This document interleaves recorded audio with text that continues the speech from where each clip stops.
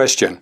Dear Kim, how do I know if I have a blissful moment outside my body, if it is taking place in the mental or identity realm, being part of the reality simulator, and a blissful moment outside the reality simulator called the ascended realm? It is hard for me to believe that teachers like Mooji and Ramana Maharshi are mentally ill. This was a comment on my video about whether non-dual teachers have a mental illness.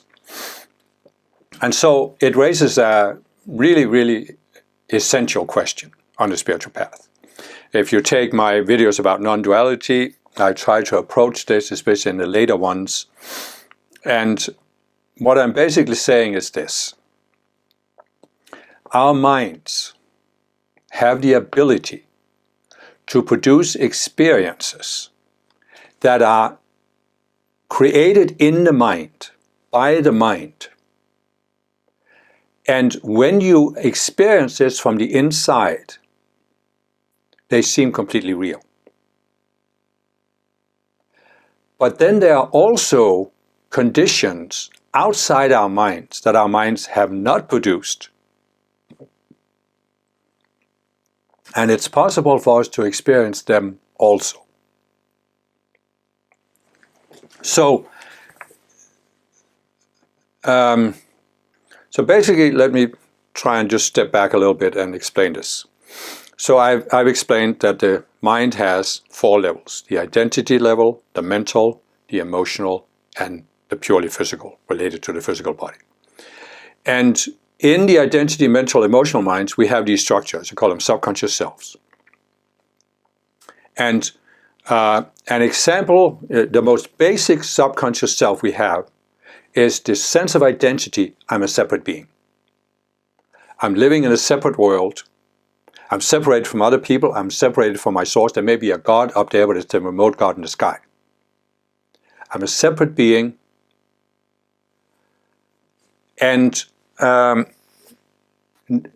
this is not a reality because everything is interconnected. Even quantum physics has proven that. But anyway, but this is a self that you have created at the identity level, and it has a parallel in mental and emotional, even at the physical. The self is like a overcoat you put on. Or maybe we should even say a virtual reality goggles you put on.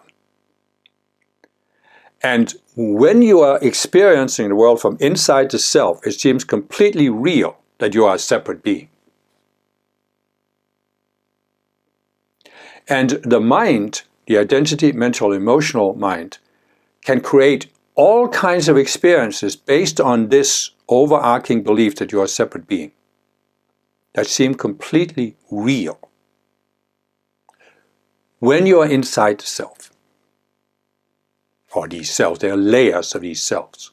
So what you see, for example, is that there are people in the world who are obsessed with power. You look at history, there's dictators who want to have ultimate power over other people. And there's almost no limit, well, there is a limit, but there's very wide span of how far people can go with this. They can create these layers of cells where they're absolutely convinced, I am right about everything, I am the most powerful person on earth, everybody should do what I do and we would have the ideal society.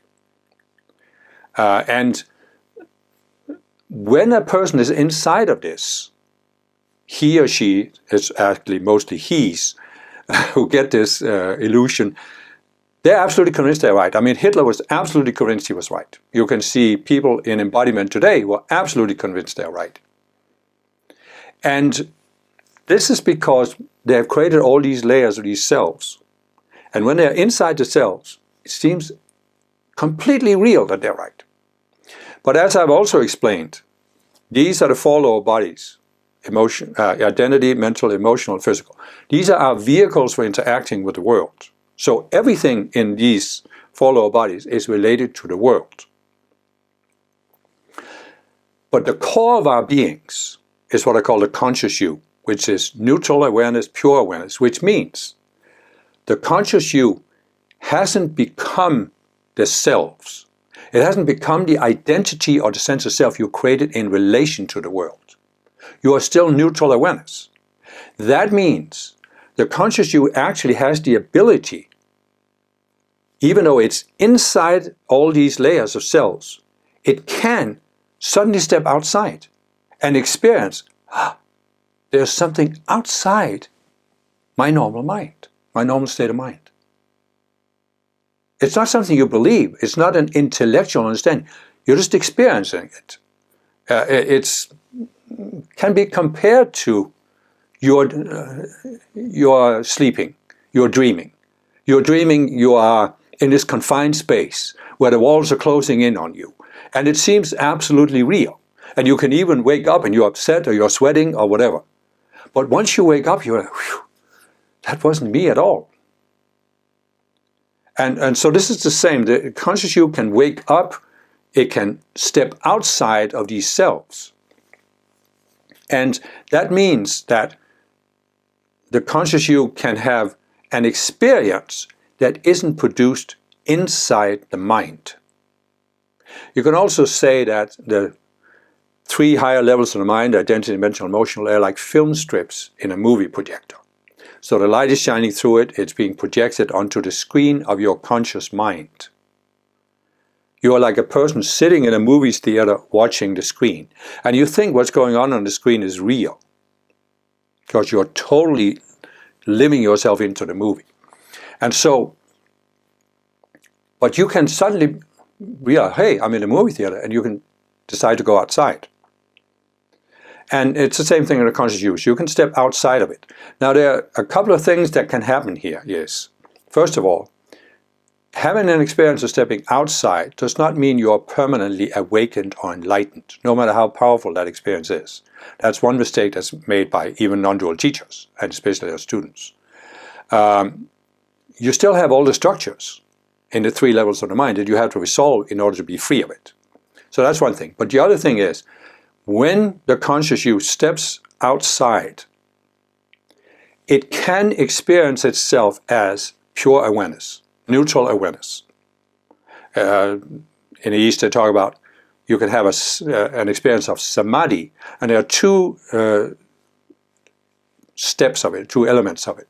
One is you have an experience of objects. They are objects. And you can have an experience of no objects. So you can be what you call a silent witness. In other words, the conscious you is stepping outside your normal sense of self, but you're still experiencing the world. It's just now you're neutral about it. Instead of having all the normal fears or anxieties or opinions or value judgments that you have in these subconscious selves, you're just neutral. You're just experiencing the world. But you can also have an experience where you're not even aware of the world. You're just experiencing. You're aware. Pure awareness. You are just experiencing awareness. And that's, both of these are very real, and it's something that's outside your own mind. But then as you become more familiar with these experiences, the conscious you, instead of just experiencing itself as neutral awareness, it can become aware that I'm not an independent being floating around in nothingness. I'm an extension of another being, namely your higher self. And that means you can start, first you identify you're looking out to the world. Then you're neutral. You're just centered in yourself. But then you start looking up, and you start realizing you're connected to your higher self, you're connected to the Ascended Masters. So the thing is, as the person says, how do I know if I have a blissful moment outside my body, that's outside the simulator, or if it's just produced by the mind? Well, that depends on how identified you are with these structures you have, especially in the identity mind. I see that there are people who have a genuine experience, the conscious you steps outside of their normal sense of self. But the experience, of course, doesn't last. So when a consciousness steps back in, they are interpreting the experience through the filter of their normal sense of self. They want to impose a meaning on it. It can be many things. I've said before that you look throughout history and you have Hindu mystics, Buddhist mystics, Christian mystics, Sufi mystics. Really, there is no Christian mystical experience. There's only a mystical experience. But if you are very attached to your Christian beliefs, once you're out of the mystical experience, you will interpret the mystical experiences through the filter of your Christian beliefs, thinking your mystical experience validated the Christian religion. Just as you see modern spiritual teachers, non-dual teachers today, who have a genuine mystical experience, when they're out of it again, they think the mystical experience validated their non-dualistic philosophy, which they have created here on earth through their minds. So, how do you know? Well, the first thing to look at is, how attached are you to your beliefs, to your present beliefs, your present worldview? Do you have a specific belief, like a non-dual teaching or whatever it may be, and are you very attached to it? Because in that case, it may be that your mind starts producing what seems like a non-dual mystical experience. The more neutral you are, the more non-attached you are to your beliefs, the more it increases the probability that the conscious you actually steps outside the mind and you have a genuine experience of something outside your own mind. And I see some of these non-dual teachers, they are obviously very attached to the view of the non-dual teachings that they have, and to the view of themselves they have as non-dual teachers.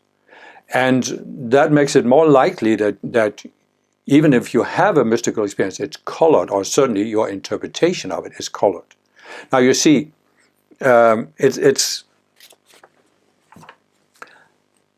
let's just step back here. Okay.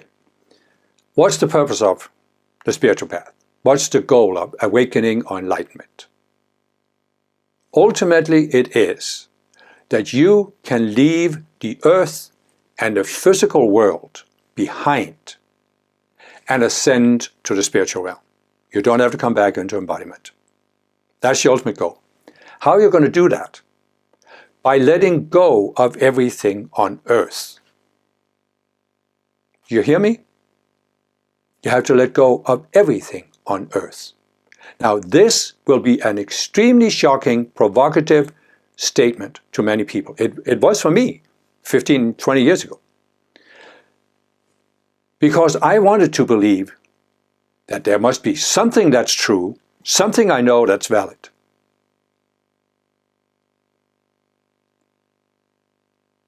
You see? You examine yourself, what's happening in your mind right now.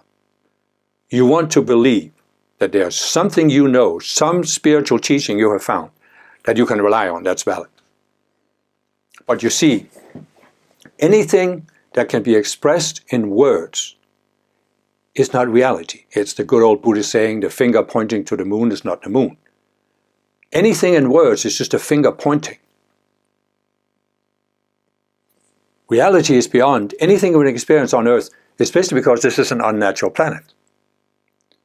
So, what do we have to let go of to ascend to a higher realm?